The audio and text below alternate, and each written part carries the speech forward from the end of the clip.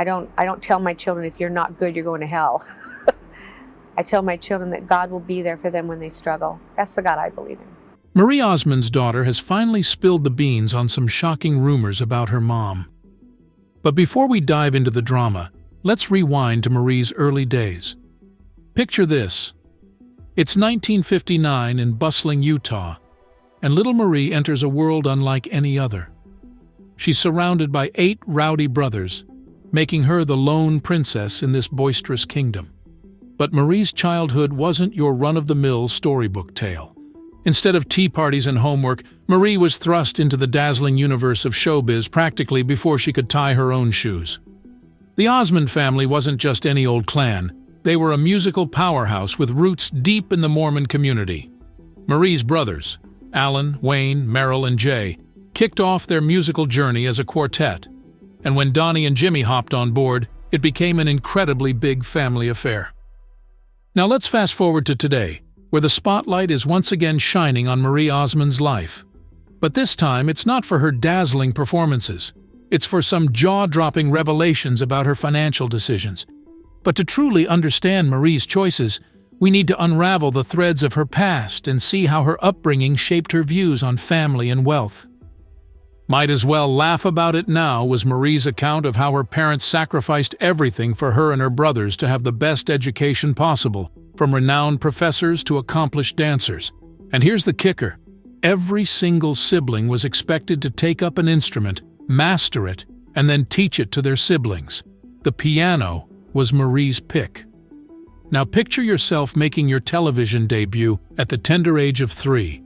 Exactly that. Marie and her brothers made an appearance on The Andy Williams Show. But getting a head start means giving up a lot of quality time with my kids.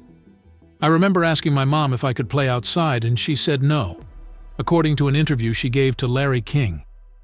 Marie doesn't feel remorse for the sacrifices she made because of her profession and recording sessions, but she does acknowledge that the trip was stressful and forced her to mature rapidly.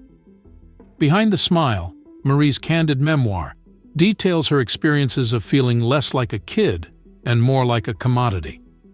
She traveled to Japan for a commercial shoot when she was 11 years old, prompted by one of her most unsettling childhood tales.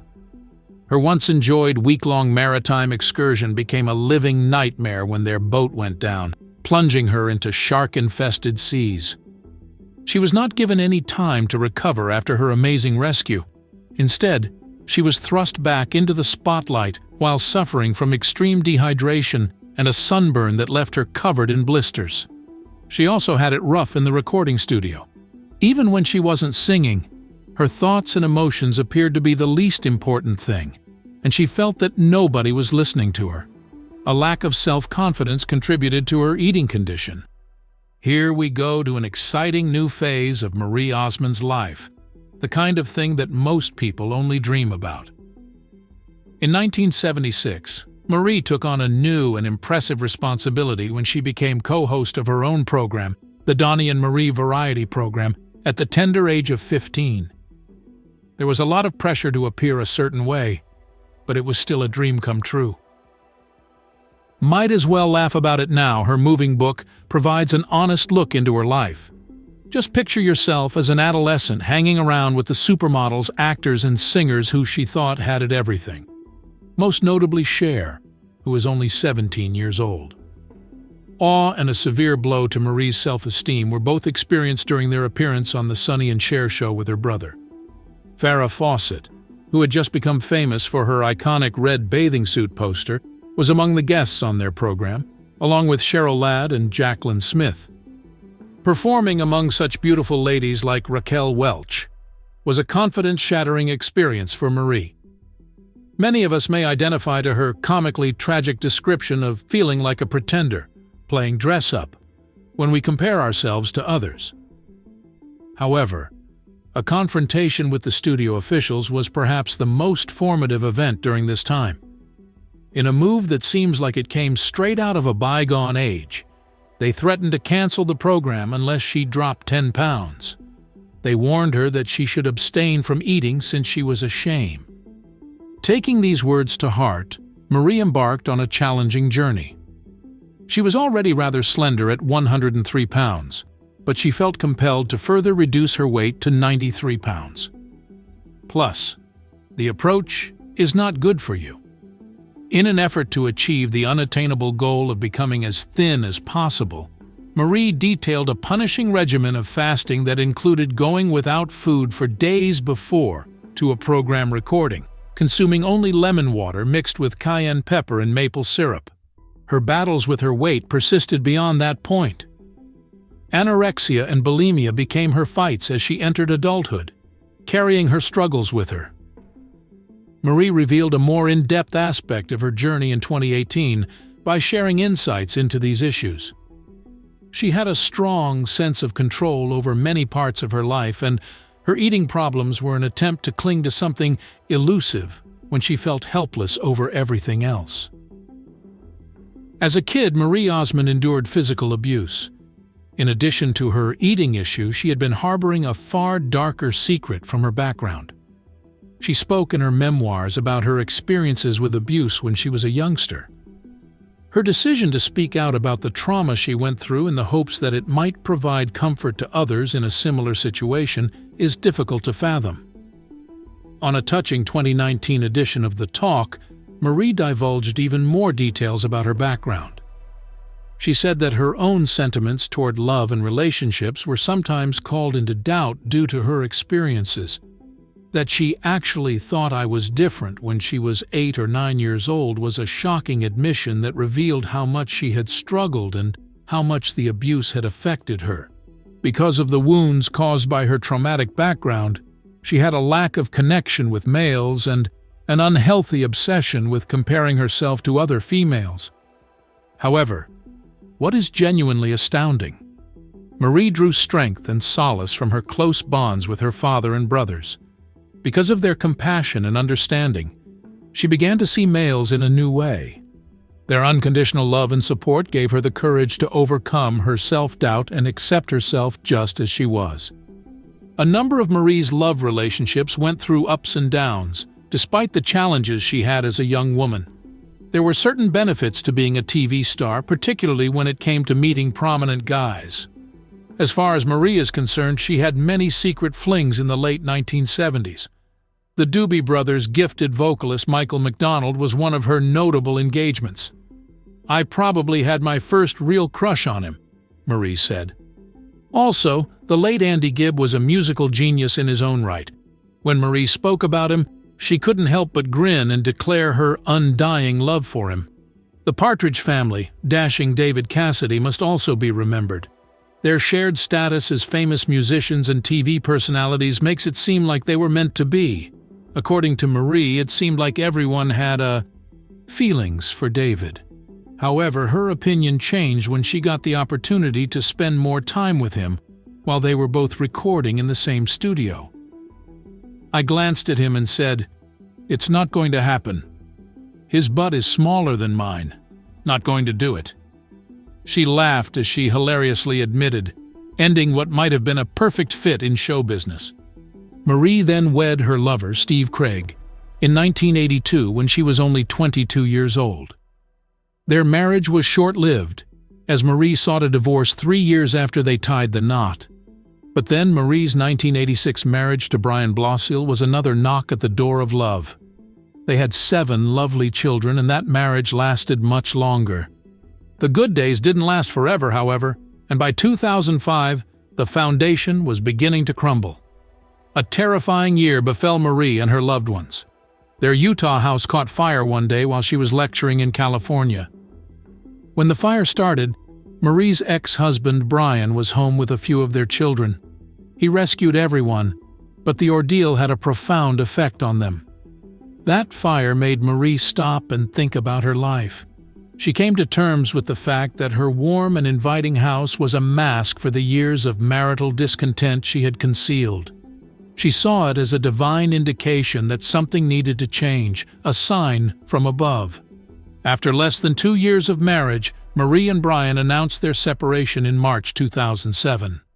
However, unexpected things happen all the time. Marie remarried in 2011, this time to Steve Craig, her ex-husband from 1985. Their marriage had ended in divorce. Marie felt as if a greater force had led her through it, like a twist in a wonderful narrative. In her view, her life's events had unfolded according to a predetermined plan, and she had faith that a loving hand had led her along the way. No matter how ups and downs her life has been, being a mother has been an unwavering constant, and postpartum depression is no exception. Over the course of almost 2 decades, Marie has welcomed 8 children into the world, the first being born in 1983 and the last in 2002. This speaks volumes about her extensive knowledge of parenting, a journey that hasn't been easy for her as it has been for many other women. The so-called baby blues hit Marie hard after the 6th child she had. A particularly challenging phase, however, came following the 1999 birth of her son Matthew, when she battled a severe case of postpartum depression. Marie spoke out about her battle in a 1999 interview with TV Guide.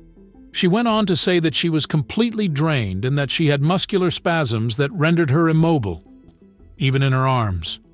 Marie finally snapped and drove out, leaving her children with a babysitter since the tension was too much. The diagnosis of depression was evident upon her return home a few days later. During her struggle with postpartum depression, Marie admitted to having suicidal thoughts in a heart-to-heart with Oprah Winfrey in 2010. She remembers being in the car and worrying about what the world would be like without her, but then her innate resilience and intelligence kicked in, and she realized those fears were unfounded. There have been whispers in the media about Marie's hospitalization, especially around August 2006. A representative for Marie swiftly dispelled the rumors that it was an attempt on her life. Her blackout wasn't intentional. Rather, it was induced by a medicine side effect. She was only enjoying a vacation with her family, her manager reassured the public, albeit specifics were few. In 2017, while appearing on Dancing with the Stars live on television, Marie had yet another health concern. She had a passionate samba performance, but she passed out as the judges were giving her comments. However, she continued on with her tenacious nature and even made light of the situation. Her comment, "Oh crap, I fainted on live TV," brought a smile to everyone's face and briefly lifted their tension. Marie paused to reflect since the collapse wasn't an accidental occurrence. She came to the realization that her family was also suffering the effects of her unwellness. The subtle indication that her son wanted her to be there for his own children really struck a chord with her. She made a decision to change when it happened. With that in mind, she joined forces with Nutrisystem, a firm whose diet assists individuals on improving their health. She began to lose weight as a result of her resolve. She had dropped a considerable amount of weight by the time her stint on Dancing with the Stars was over. Marie has overcome many obstacles in her life, but the loss of her son Michael was the greatest tragedy. Her son Michael was depressed and had been having a tough time. There was no relief from his suffering, even if he had vowed never to try again.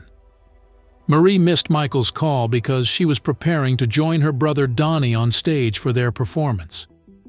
When she tried again later, no one answered. Rather, her life was rocked when she got a call. The coroner's office sent it. Subsequent autopsies revealed that Michael died from numerous blunt traumas sustained in a fall from a great height. Curiously, the coroner's probe found no signs of intoxication. Marie was devastated by her son's death. He left her a message detailing his troubles, so she had to accept that he had left. To an already tragic circumstance, she added the revelation that her kid had been bullied. Marie Osmond has suffered the loss of several loved ones, including her son. The first was the loss of her beloved mother Olive to a stroke in 2004. George, her father, passed away barely 3 years after she was born.